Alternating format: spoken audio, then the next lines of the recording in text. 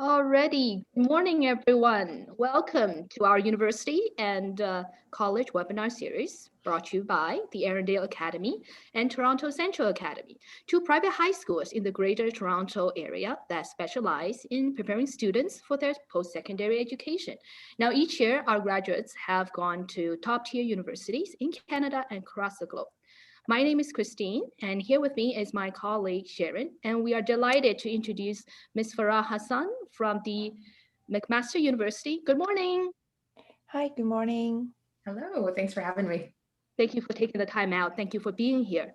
So before you take us on an in-depth view of of McMaster, allow me to provide some background information.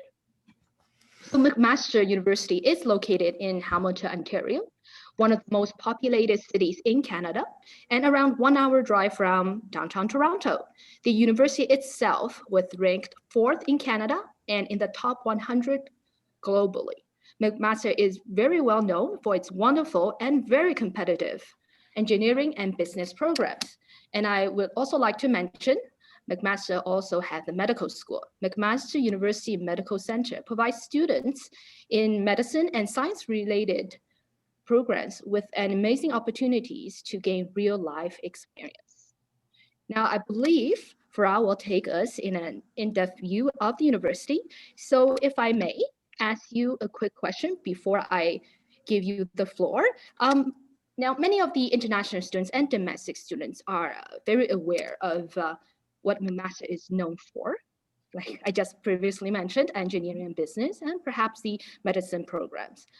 Now, would you be able to just give us some sort of idea about the missing gems in the vast programs that McMaster has to offer?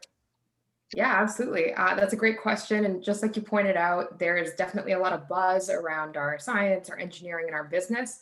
I think the two faculties that, as you pointed out, are hidden gems are definitely our social sciences and our humanities.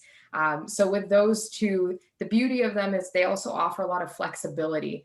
And I'll definitely touch on those later as well. But I think, sometimes students, and even us don't realize just how broad the scope is of those programs.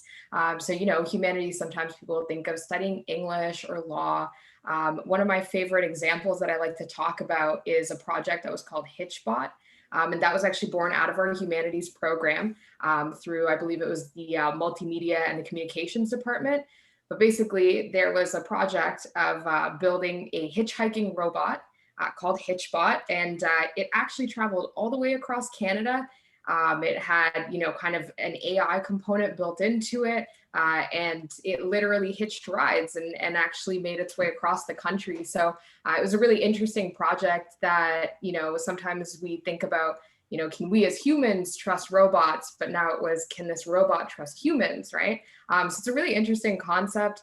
Hitchbot actually traveled, I think, in Germany as well, in the States. So again, it's a really unique thing that comes out of these faculties. And we often don't think about, again, kind of just how diverse the offerings are. So yeah, definitely within social sciences and humanities. And again, I'll touch on some stuff. We've had field courses within social sciences where students have done like archaeological digs, and we've actually found artifacts from the War of 1812 right in our own backyard. So again, really interesting stuff that we don't necessarily think of as the first thing that comes to mind. But yeah. Wow, being a history major myself, I find this super interesting. Cool. Thank you. So Yeah. if you would like, would you be able to take us into a tour of McMaster, please? Yeah, absolutely. It'd be my pleasure. So I just want to start off by giving you a quick intro to who I am as well. So I am currently a liaison officer with student recruitment and a very proud McMaster graduate. So I actually graduated last year. I came into the life sciences program in my first year, and then I specialized in our biology and psychology, neuroscience, and behavior program. I'm hoping today to walk you through a number of different things that will be important as you're applying with respect to student services, the application process, and then I'll certainly highlight some of the programs that I think you might be interested in. The one thing I always like to speak to is just the whole university experience. I think sometimes I remember in grade 12 thinking, I'm going to go to med school. this is the path, this is exactly the courses I'm going to take and what I'm going to do. And then you get to university and you go, wow, I didn't even know that existed. That's right. It's all different, right? Yeah, absolutely. Right. For me, I took English and classics and all kinds of stuff that I didn't think I would want to take. So that would be the one thing to keep in mind is just, university is a time to explore. And I think that's a really exciting thing. But yeah, hopefully I'll be able to show you some of those things to explore. That'd be great. Thank you. Yeah. So just in terms of some of the things we'll cover, I'll get started here with sort of our non-academic components. We'll talk about our admission policies, criteria. I know we've got a lot of international students with us as well, so I'll certainly highlight some things that will be important for you. And then towards the end, we'll actually get into some of our programs. I also want to point out that we do have a personalized digital viewbook that you can download. So if you head over to McMasterViewbook.ca, you can actually specifically choose the programs that you would like, and again, get a personalized digital copy. So definitely something helpful to take a peek at. Okay, all right, thank you. Yeah, absolutely. So I'll start out with where we're actually located. The location is certainly a really important part of your university experience. So we are in Hamilton, Ontario. Now, I'm actually from Mississauga. I actually used to live just down the street from the Arundel Academy, right on Dundas. So it was exciting to visit a few years ago. But we're about 45 minutes out from Mississauga and Toronto as well. We're located right in the Golden Horseshoe, and then to the other side, we're about 45 minutes away from Niagara Falls. So I really think Hamilton is really nicely located, especially as a student. It's easy to get on a bus if you want to go explore downtown Toronto or check out the greater Toronto area, so the cities around that area as well. And then in terms of Hamilton as a city, it's a great place to be as a student. So for one, we are known as the city of waterfalls around the world. So there's some really, really gorgeous hiking trails, places to explore. You can see some really pretty photos there. So there's a lot of green space, but then we also have a really great downtown core. So really like awesome restaurants. Some of the best chefs within the Toronto area are running restaurants. Yeah. Jackson Square, right? Yes, exactly. So and there's shopping there as well. So again, a really fun place to be as a student. And then our campus itself is in a residential area called Westdale Village. It's really cute. There's a lot of little boutiques and shops. It's got everything you need as a student, just a 10-minute walk from campus. So your groceries, there's more restaurants there. There's a historic retro movie theater as well. So a lot of fun stuff to do in the area. And then in terms of kind of specifically our campus, this is a map of our campus. So the first thing people notice is there's a lot of green space. We actually back onto the Royal Botanical Gardens. So the hiking trails start right behind the residence buildings. I remember going in my first year for some hikes, really nice way to de-stress. Sometimes, you need to find ways to balance out school and kind of life. Yeah. I think that's one of the most important thing, if I may, one of the most important thing you have to learn in university to balance the stress and life, really. Absolutely. And to that point, I think, the question I get all the time is, is university hard? For me, I actually found that the content of the courses was pretty okay. I'd actually seen some of it in high school. Just like you pointed out, Christine, it's about making the transition. You got to remember to take care of yourself and put your health first. And I'll also certainly touch on some of our support services. But that piece of it is just as important as actually studying for those exams. So absolutely get out there, do some hikes. And then, a couple of other things about our campus. We're about 10 minutes from end to end. So everything is nice and close together. We're also very pedestrian and bike friendly. So we don't really get outside traffic coming through. I like to think of campus as a little city of its own. It's got a real charm to it. And then we're home to about 28,000 undergraduate students and about 4,400 international students. So students from all countries around the world. It's an incredibly diverse community, and that's a big part of why I chose McMaster personally as well. That's right. It has certainly grown quite a lot in the last couple of years with Yeah. student population. Yes, definitely. Yeah. So I'll tell you a little bit about residence. I think living in residence is an amazing way to kind of get accustomed to the university experience and the culture. I lived in residence in first year. I absolutely loved the experience. So we have 13 buildings on our campus, and then we offered 3 different styles of rooms. So I've got some floor plans there for you to take a look at. But it kind of breaks down into traditional style residence.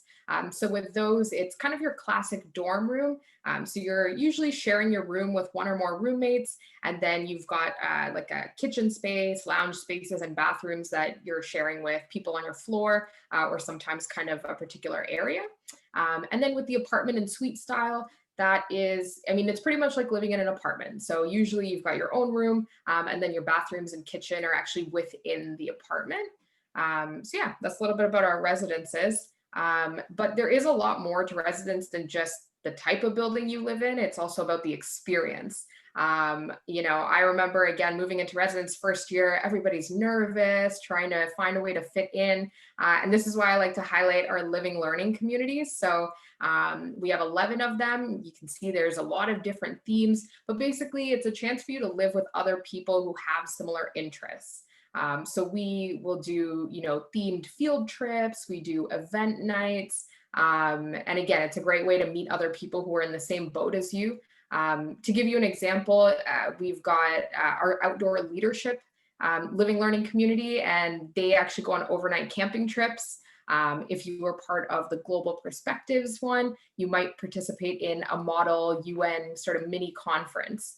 That's super interesting. Yeah, it's really fun. And again, it adds another sort of component to your experience. Again, I know we're all nervous. I've been there. I remember moving into residence first year. So Same here. yeah. So, and this is a great way to make friends, right? True. And I think we do encourage students to, if they can, to live in residence, because that will build many friendship and communities that you will find support if you do need that in university. Yeah, absolutely. I think and again, it is a personal choice, right? Different people have different circumstances, but I always encourage it if you can. Like you said, it helps build the community. The other thing, of course, is the convenience. I mean, I had 8:30 chemistry. I rolled out of bed at 8:15. It was really nice.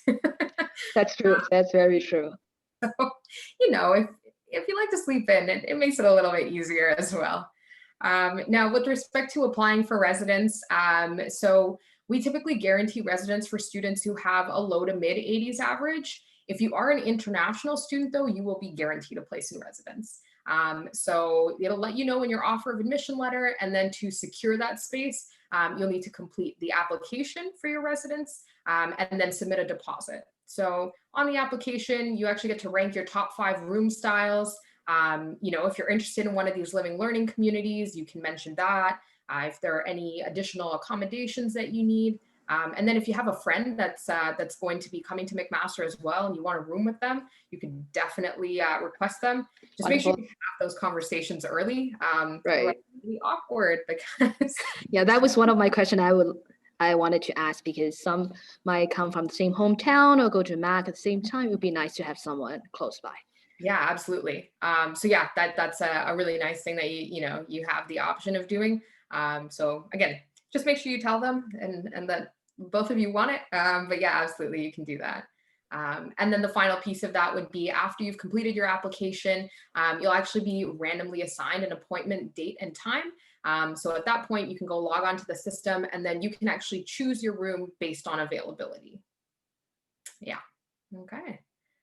Perfect. So I'll touch briefly also on our hospitality services. For sure, a big part of student life is making sure that you're well fed and that you have everything you need to get through exams and classes. We are one of the top Canadian universities when it comes to food choices.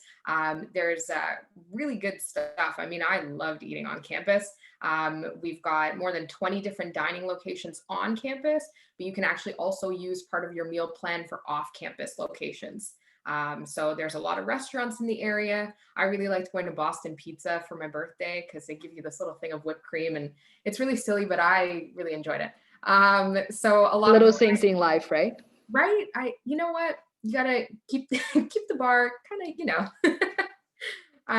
so yeah, and then in terms of food offerings, there's a ton of variety. So, if students are looking for vegetarian, vegan, halal, if you have any food allergies, and we really pride ourselves on taking care of all members of our community, we've got specific eateries that are catered towards people who have food allergies, where we actually don't cook with the top 10 food allergens in Canada. So, you're going to be well taken care of.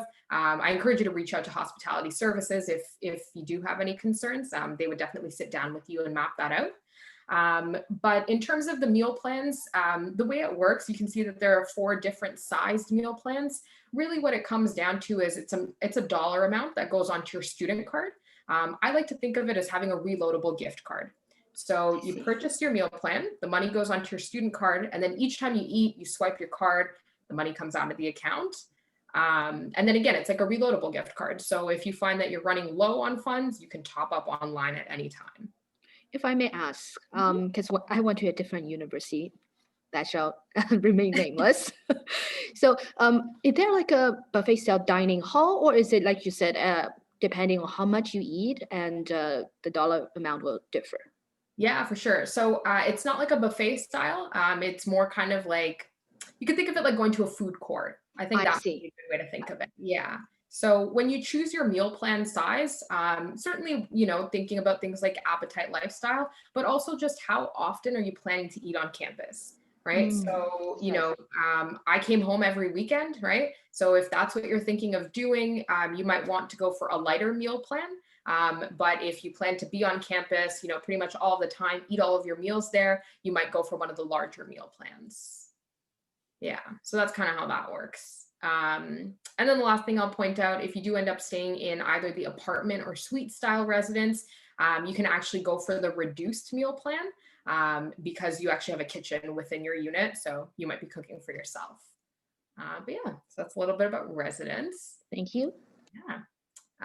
So, and we alluded to this earlier, but again, finding that healthy, active lifestyle and that balance is such an important part of your first year, and certainly through all of your years. And, finding ways to de-stress and, pursue passions, all of these things are really, really important. So I do like to highlight, we have lots of athletic facilities on campus, and there really is something for everyone. So you could be kind of a top varsity level athlete. You could be more like me, like an awkward Zumba dancer sort of situation, but there's something really for everyone at our David Braley Athletic Center.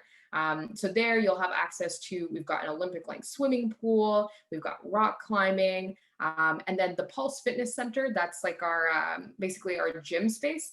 It's currently under renovations, but once it opens back up fully, it's actually going to be 60,000 square feet of open gym space. So there's cardio, weight training equipment.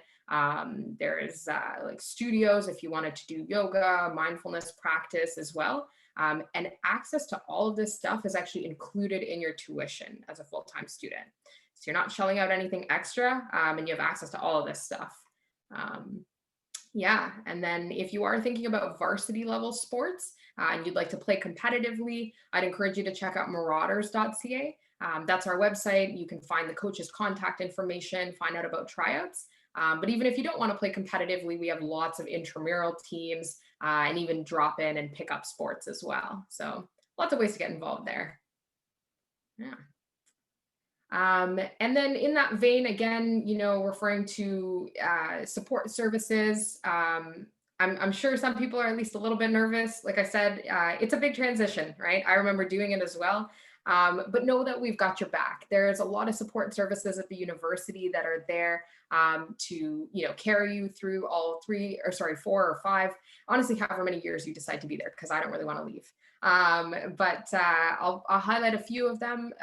We've got the Student Wellness Center on campus. So that is where, if you're feeling sick, you need to see a doctor, anything like that, right on our campus. And then that's also where you can access mental health care. That's definitely a really important part of your well-being. And, if you're looking for counseling or support services, you could reach out there.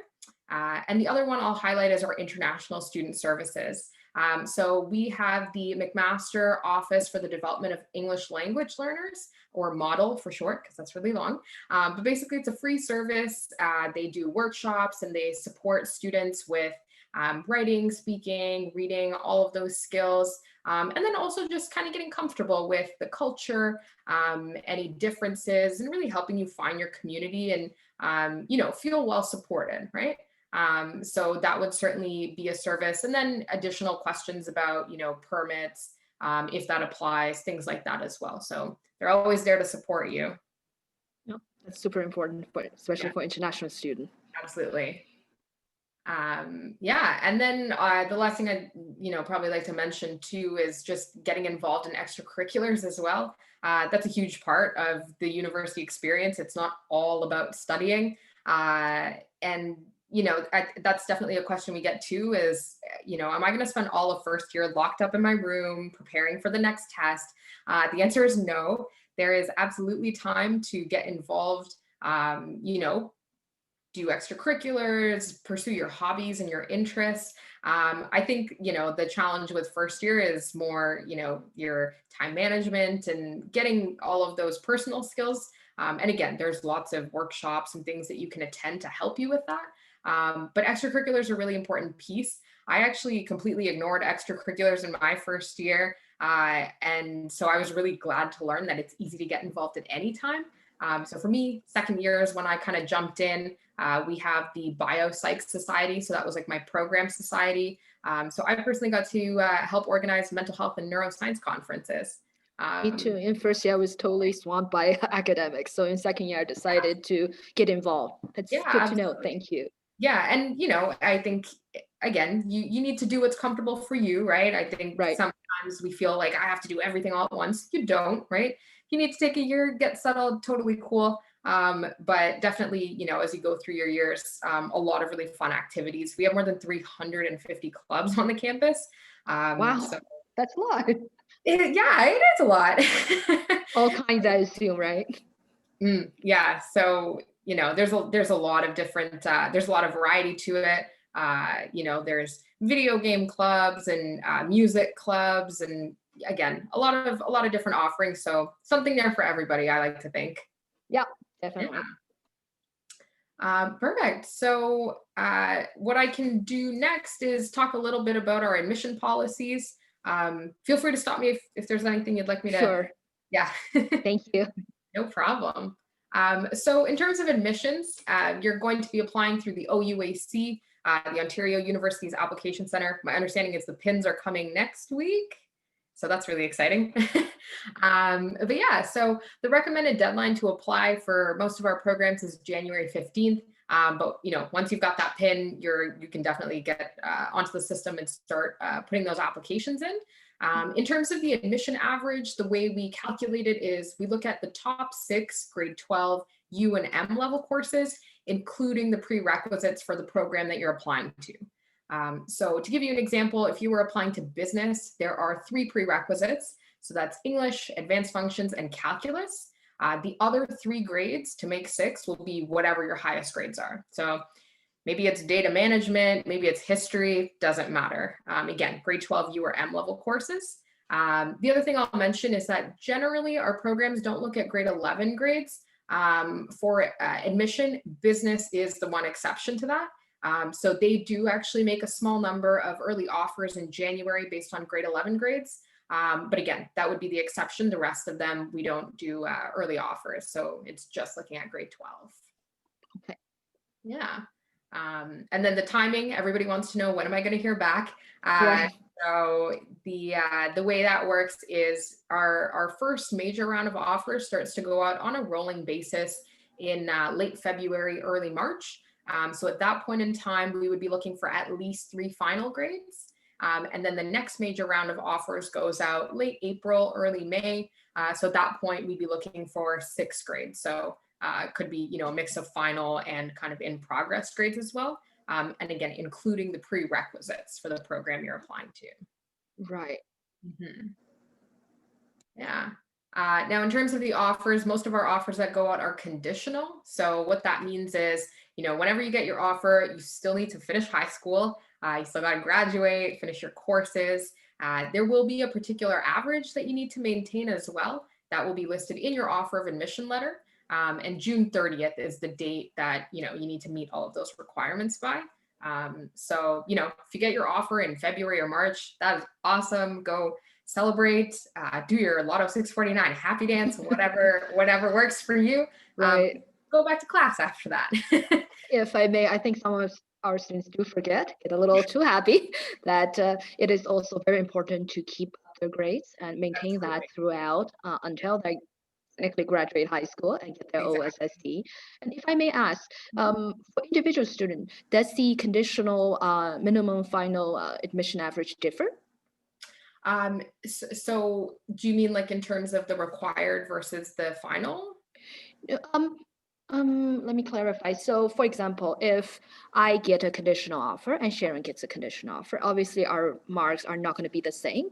Okay. And say that we apply to, say, business. Would my average, required final average, be different than Sharon's, or everybody in business? No, so it varies from program to program, Right. but consistent within the program. I So see. you'll all need to maintain a particular Got it. range, and it'll be the same. Okay. Yeah. Thank you. Yeah, no problem. So a few more admission policies I'll walk you through here. So if you do end up taking any courses through summer school, online school, night school, no problem at all. For us, a grade is a grade. As long as you're doing all of that coursework at a ministry approved location and your grades are submitted in time. Again, we treat all of those the same. We don't make any automatic alternate offers of admission. So it's really important that you apply to all of the programs you'd like to be considered for, up to a maximum of 3. And then with repeated courses, if you end up repeating a single course once, don't sweat it. We'll take your highest grade. If you do end up repeating more than 2 courses, or you repeat a single course 2 or more times, our admissions team will just ask for a letter just so that you can explain your circumstances there. I'll also point out, if anybody is taking AP, you could be eligible for up to 6 courses of advanced credit. So we'd be looking for a score of 4 or higher. And then, we can talk about English language proficiency in a little bit more detail here. So if English is not your first language, or you're new to Canada, you might be required to write an English language proficiency test. You'll be exempt from writing that test if you have either lived in an English speaking country for 4 years, or you've been studying at an English medium school for 4 years immediately prior to starting university. Now, in terms of the tests, I've got a breakdown here of the different tests that we accept. So, IELTS and TOEFL tend to be the popular ones, but we would accept any of these. And then the deadline to submit that, your documentation is April 1st. I do encourage everyone to get those things done sooner than later. We actually will hold off on reviewing your application until we receive your English language proficiency. So definitely the sooner the better in this case. Yeah. Yeah. All right. And I'll also mention our Meld program. This is a really great program if you are meeting the academic requirements for, whatever program, but your English language proficiency falls a little bit short. So the Meld program, it's actually a full year-long program, 2 semesters, and it really helps you to transition into, an English language speaking program. So you'll be learning about, your academic writing skills, you work on your presentation, learning how to take notes and do critical thinking. So it's an intensive program that you could come into, and then provided that, you pass your courses and everything, you actually get to use 2 of those courses towards your, your specific program. So business, for example, and then you would be going into kind of your first year of business. So we've got a lot more information on the website as well. But this would certainly be an option. Again, if you're, a high academic performer, you meet the grade requirements, but your English language requirements fall a little bit short. If I may ask, do we have to ask the students to apply separately? For example, if I wanted to apply to humanities, right now I don't know my English score, and then would it be safe to apply to Meld at the same time, or? Yeah, so they would actually be applying to Meld on the OUAC. Now, in terms of the timing, because like you pointed out, you might not know at that point in time. Um, I believe, you know what? I'm actually going to defer this question. I want to make sure I'm getting the timelines right. So I'll follow up with you on that. But it is actually like a place on the OUAC, like you apply not to business, but to Meld Business or Meld Got Humanities. it. So it's like separate. Exactly. Yes. Okay, got it. Thank you. So it is a separate program. And like I said, I'll follow up with you in terms of timelines, just so that we've got everything clear there. All right, thank you. Yeah, no problem.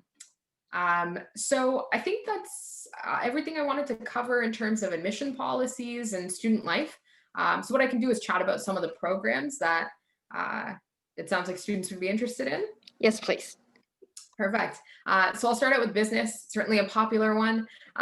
So with our business program, you really are studying all areas of business. So you'll see accounting, finance, marketing, management, all of those things. And you're graduating with a commerce degree from our internationally recognized DeGroote School of Business. We are AACSB accredited, so that it's a small number of schools that have that kind of certification internationally recognized again.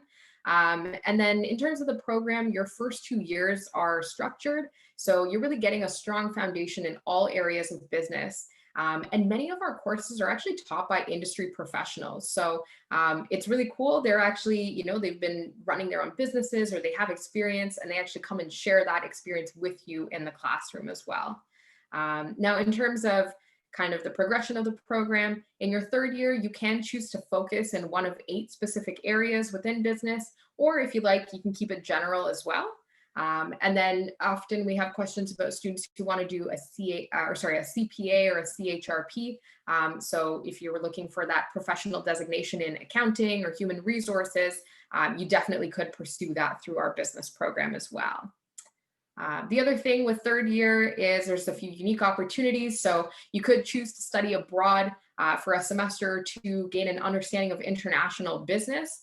And then we also offer an internship program. So with the internship, you're looking at 12 to 16 months of paid work experience. Our students are earning an average of $40,000 while they're on internship. And we find that employers are really keen to hire McMaster students because, by this point in time, you have 3 years of university under your belt. So you've got a lot of that theory and training, but also doing 12 to 16 months all in one go means you can really settle into your workplace and take on bigger responsibilities and projects as well. Now, if you do end up doing the internship or you gain a year of business work experience, you could actually be eligible for our accelerated MBA program. So you can get your master's in business done in a shorter amount of time as well, if that's something that you're looking to do. So for admissions to our business program, we're looking for an 87 to 90% average. There is an optional supplementary application for this program. So some programs, they just look at grades, and then some of them have this additional component, a supplementary application. So for business, it's kind of like a list of sort of open-ended questions. Again, it's optional. I do strongly recommend that students fill it out. If your grades are a little bit on the lower end, it can actually strengthen your overall application. But if you're already on the high end with your grades, there are actually special business scholarships that are offered. And for those, we would be looking at your supplementary application. So the due date for that SUP app is February 1st, and we take 800 students into the program. If I may ask, what exactly does McMaster look for in the supplementary application? Because we are looking at the grades, I'd assume we want to know more about the students. Yeah, absolutely. So, and this goes for pretty much all of our supplementary applications. The goal with the supplementary application is to figure out if you're a good fit for the program and if the program is a good fit for you. So, each of our programs use unique teaching styles, in terms of being a strong collaborative learner. It's those types of skills. So really the supplementaries, it's just a chance for us to get to know who you are, how you think, how you learn. We always get the question, well, what are you looking for? What should I write? And again, it's really, write whatever you feel is the best answer, because there is no right answer. It's just about finding a good fit, right? We don't want to bring you in and then you struggle, right? We want you to do well, and we want it to be a good fit for you. And this is part of kind of how we figure that out. I see. Thank you. Yeah, no problem. So that's a bit about our business program. I'll also touch on our integrated business and humanities program. So with this one, you are covering the core content of the regular business program, but the courses themselves are really unique. So they actually fully integrate business and humanities perspectives, rather than having, just separate courses in business, separate courses in humanities. And then in terms of the program, there's a lot of emphasis on leadership development, community engagement, and social enterprise. We only take 60 students, so it's a really close-knit community. The students know each other really well. And I think that, kind of creates a unique learning experience as well. So we do a lot of case-based learning. There's case competitions in there as well. And then, as I pointed out, the leadership thing is a big aspect of it. So you actually get to do one-on-one leadership coaching every single semester. And then you can sort of track your progress over the course of the program as well. Yeah. The opportunities that I mentioned for internship and exchange also apply. So those apply both for the business and our integrated business and humanities program as well. And then in terms of admission to this one, we're looking for an 88 to 92% average. And then for IBH, this program, there's actually a mandatory supplementary application. So you need to complete it. And it's actually through a platform called Kira Talent. So for this one, it's going to be a combination of video and written questions. Same idea, getting a sense of, who you are, how you think. So that'll be due February 1st. Okay. Yeah. Awesome.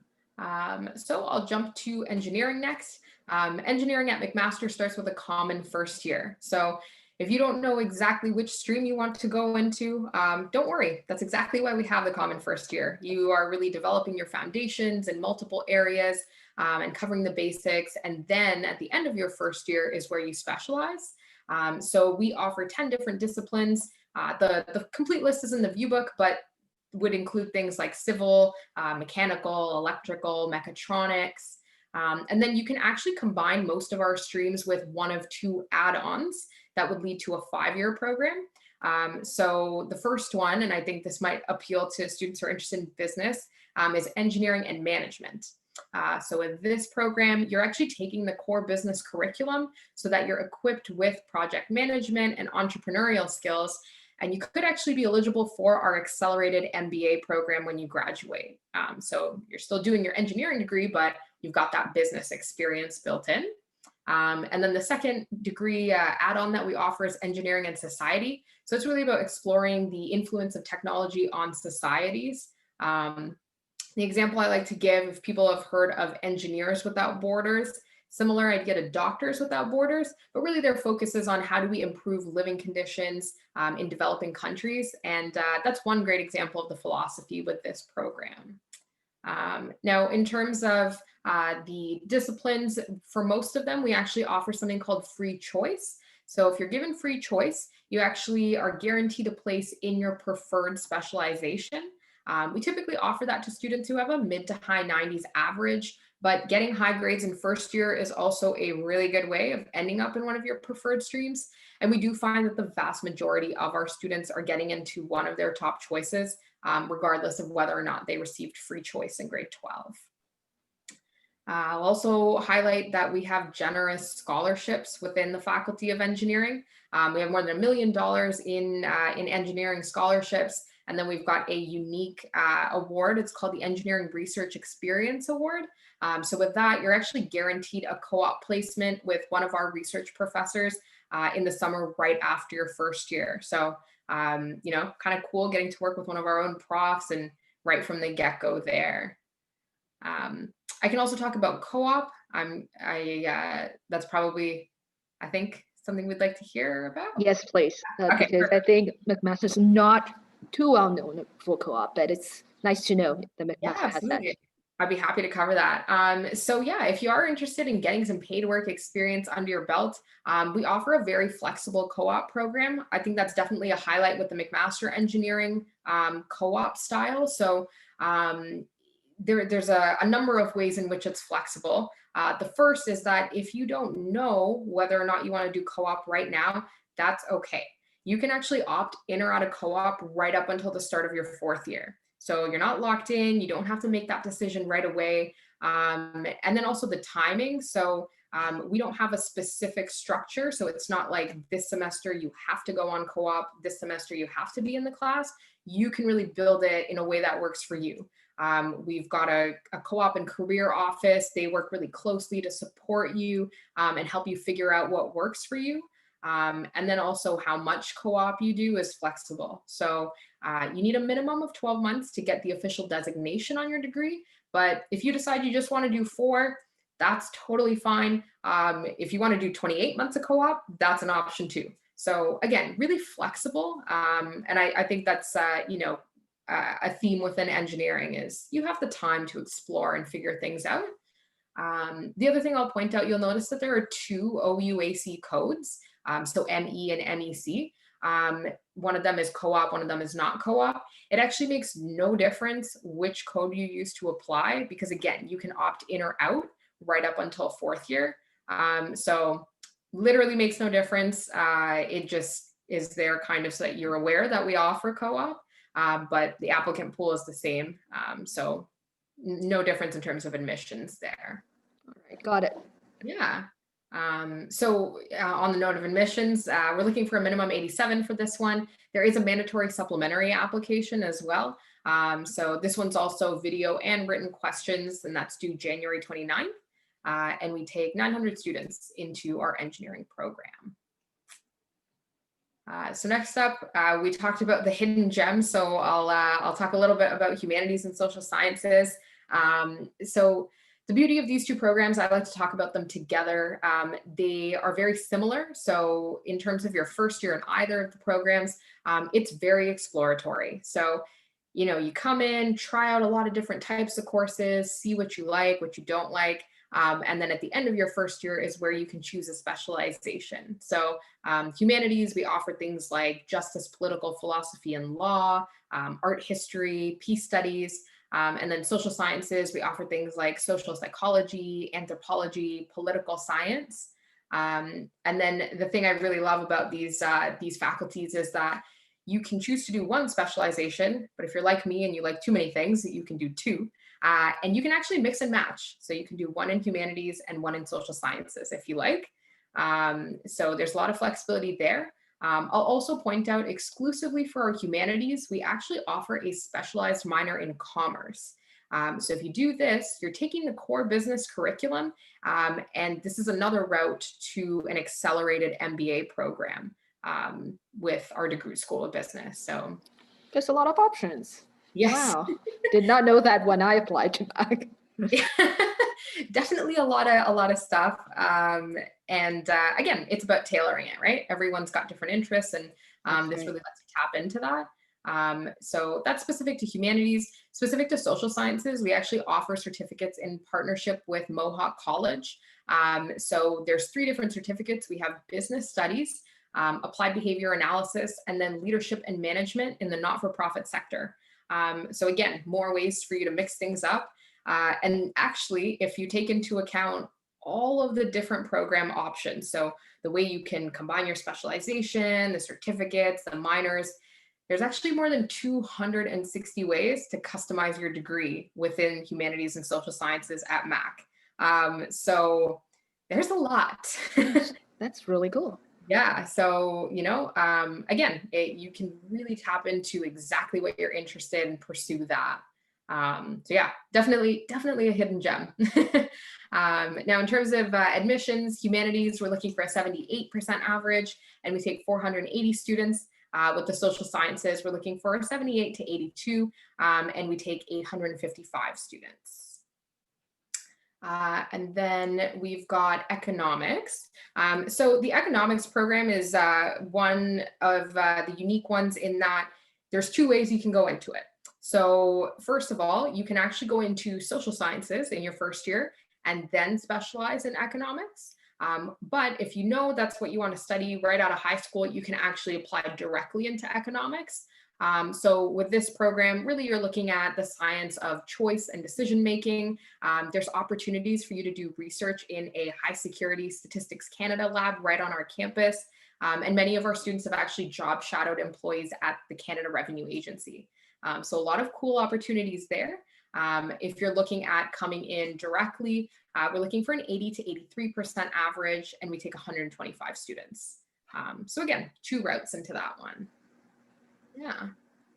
And I believe the last set of programs I'll talk about is our Science Gateways. So we have 4 different Science Gateway programs. They're kind of like launching pads to many specialized upper year programs. So as you can see, each of them has different admission requirements, different target enrollment numbers, but I'll highlight a couple. So for me personally, like I said, I came in through the life sciences program, and then I specialized in my second year. So I really like brain stuff. I got hooked onto Grey's Anatomy, the medical drama. So that was part of my experience. But yeah, so I really enjoyed my time in that program. The other one I'd like to highlight is within our mathematics and statistics program, we also offer a specialization in actuarial and financial mathematics. So if you're kind of looking for that sort of lens within math, you can certainly do it this way as well. But the beauty of the Science Gateways, again, flexibility. And I love this because I really like to explore a lot of things. First year in any of the 4 Science Gateways, you can try out a lot of different courses before you specialize. And the Science Gateways are pretty flexible between themselves as well. So it's pretty easy to switch between one to another. If you came into life sciences and then you decide you want to do astrophysics, that would be an easy thing to do. It's just about picking up a few courses. So yeah, I think that's probably the bulk of what I wanted to talk about with programs. I can chat, we can do questions, and then, I've got a little bit of information on how you can reach us that I can share at the end as well. Wonderful. That's very informational. Did not know that Mac is this flexible. Yeah. Yeah. We have. Thank you for your telling us all this detailed information. And I think Sharon, my colleague, would like to ask you some question as we have gathered them from our students. If she can ask you some questions, please. Perfect. All right, Sharon, take it away. Yeah, thank you. Thank you for sharing lots of very useful information, not regarding about academic parts, but also about life in Hamilton in McMaster. So we have gathered lots of questions from the student. I will pick some questions. The first one is about the co-op or internship. So students are curious about how to find those opportunities when they are studying at university at the McMaster. Yeah, absolutely. That's a great question. So we offer, a lot of co-op internship opportunities, and every faculty has, dedicated offices to help you with that. So with engineering, there's job postings, and then they support you in terms of, working on your resume skills, working on your interview skills. Ultimately you're still applying, right? We don't just automatically assign it, but there's a lot of work that goes into hosting, events where we have employers come visit us on campus so that you can meet them. Again, sharing with you job portals that have access to these different postings as well. Same goes with business. For the internships, we actually have employers come to campus to do the interviews as well. So again, there's a lot of support there. You're definitely not kind of left to just figure it out on your own. We certainly invest a lot of resources into making that happen. Hosting workshops, all of those types of things. Same goes with science. So again, access to those job postings, and then support services. I think that's one of the things that a lot of students forget to take a look at within our co-op and career offices. They're happy to sit down with you and do mock interviews even. And that's just a good skill to have regardless of what you decide to do. So certainly a lot of support with that. Thank you so much. Yeah. The second one is that about like the program, about like the majors. So if students not so decide about like, well, which major they want to go in the future. For example, they choose to like go to social science, but they want to like choose other major in the future. So could they like do the transfer in the first year or the end of the fourth year? Yeah, that's a great question. So when it comes to transferring programs, it absolutely is possible. It's always on a case-by-case basis. And this is where, we really encourage students to reach out to the academic advising teams. They're there to support. That's exactly what they're there for. If you are, either struggling or you feel like you just need to make a change, they would be the ones to sort of help you first of all, see, if it's possible. And then, sometimes it's about taking certain courses just to kind of make up for lost credits. So transfers are possible. It is always easier to transfer into a bigger program than it is to transfer into a smaller program, right? But absolutely, I think there's always hesitation over feeling like you're locked in for life. And like I said, I was concerned about the same thing coming into university. But absolutely, we see students transferring. Ultimately, we want you to have a positive experience, and we'll certainly work with you to see if we can kind of make things shift. Mhm. Thank Yeah. you so much. And another question regarding like the scholarships. So we have the students from overseas, also the domestic students. So they're curious about like, well, for the which kind of like the scholarship they could apply and how to apply, or some scholarship will be considered automatically. Yeah, that's a great question. So in terms of scholarships, we have automatic entrance awards. Those would be, open for international students, domestic students, in any category. So with those ones, like I said, it's automatic. So you don't have to apply. It would just be based on your final admission average. And then, so that's one category. And then we have more than $2 million in what we call in-course awards. So those are, as you continue through your years at McMaster, there's a lot of financial support available in that way as well. I would definitely encourage students to check out our website, so future.mcmaster.ca. I'll throw up a slide in a minute, but we'll have updates on our scholarship program as well. There are some final things that are being sorted out, but as soon as that becomes available, I think probably in the next week or so, that information would be available on the website. Thank you. And another one is about like, well, you have mentioned about the deadline, usually for like the submission of the documents will be like April 1st. But based on current situation, that may be some delays. For example, like the final marks or like the student, they applied to like register the IELTS test or language test, but because of the current situation, sometimes have been canceled. So they may delay about the submission. So is that possible? They still like submit that the documents were like a language score. That's later than April 1st. Right. So, and I will say this, as of right now, the deadline is April 1st. Our admissions team is very aware that things are changing all of the time, even with changes in semester structure for a lot of schools. So, updates will always be conveyed and can be found on our website. If there are concerns, I would definitely suggest that you get in touch. And again, I can leave you with some contact info as well. So, it's one of those years where everything is kind of, we're just trying to stay on top of things and keep up to date. So if anything does change, you'll certainly, find those updates. As of right now, it's April 1st. But again, I'll leave you with some specific contact info for that, because it's hard to know what comes next. Yeah. Yeah, thank you. So also for those days, some students, they ask about like, well, if they get refusal for their application, maybe in the future, or like, do you still like consider for their other choices for major for application, or they still have chance to like to appeal for reconsidered about their application? Yeah, so, and just to clarify, do you mean specifically because of the English language test, or do you just mean in general if they don't get an offer? Maybe like the first one because of the language test. Okay. Another one is that, well, they want to, maybe they still like study in high school and to retake the courses to improve their average. So the different situation maybe, yeah.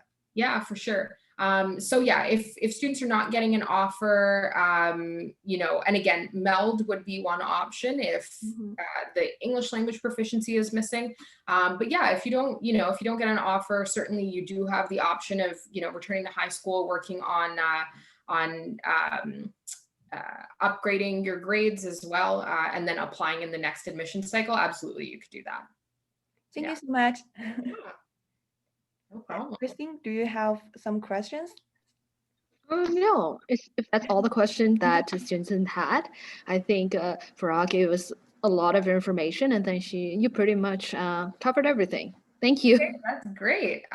So I'll leave you with a few things then that you can use to reach out. So obviously, yeah, I've put a lot of information out there. It takes some time to digest all of that. But hopefully I've at least been able to get everyone's interest in considering McMaster as a place to apply. And luckily we've got a whole bunch of stuff planned for the fall to help you, you know, as you're applying, learning about different options. So we do have a newsletter that you can subscribe to keep up to date with everything that's going on. We're also on Discord, so our online community. That's been a really fun space for you, for students to come and ask questions and learn more. We're also hosting virtual hangouts, so you can get a group of friends and hang out with one of our recruitment officers as well, and just have a chat, right? Sometimes you have questions, and sometimes you just want to tell us what you're nervous about, and we're there for all of it. So that would be an option. Virtual tours, I'd really like to point this out. So we are offering live virtual tours. Definitely seeing a campus, getting a feel for it is a really important part of making that decision. And the team that's been in charge of putting that together has done a phenomenal job. So that's a great way to see things. Future.mcmaster.ca, like I mentioned, that website is specifically designed for our prospective students. Lots and lots of information there. We also have live chat hours. So, you know, as questions continue to come up, that would be a really good place to reach out to us as well. And I'll also mention we have our month at Mac. So this is going to be a month-long open house event. And each week we'll be highlighting a different faculty or two. So we'll have panels, you know, parent nights, there will be webinars, workshops. You can book one-on-one appointments to meet our students and our staff as well. So it's another great way, again, just to get a little bit more information, start to figure out, you know, what your plans are. And registration just opened this week. So next week will be our first month at Mac week. I believe we're highlighting arts and science and the Faculty of Science as well. So you can sign up for those events. Our social media, again, another great way to stay in touch with us. But I think that's pretty much everything that I wanted to share. So yeah. Mac is working really hard to stay connected to everyone. Well, yeah, really making an effort. For sure. And, you know, even as somebody coming from recruitment, I mean, I still remember coming to the Arendelle Academy, and it was a really fun night, and we're missing that too. So unfortunately this year, right? Yeah, absolutely. And again, it's all about keeping everybody safe and healthy, but that's true. We want to be seeing you too. And so we're like, all right, let's come up with some new ideas and meet the students. So yeah. Thank you for taking the time out to share all of these very important information. And I think you have put everyone's mind at ease, because I think for students in their final year of high school, they're dealing with a lot of stress, and then this is not an ideal situation for anyone. So thank you for taking the time out, and we do appreciate it very much. Thank you. Absolutely. It's been my pleasure. Glad to be here. All right, we'll let you go. Thank you so much. Have a good day.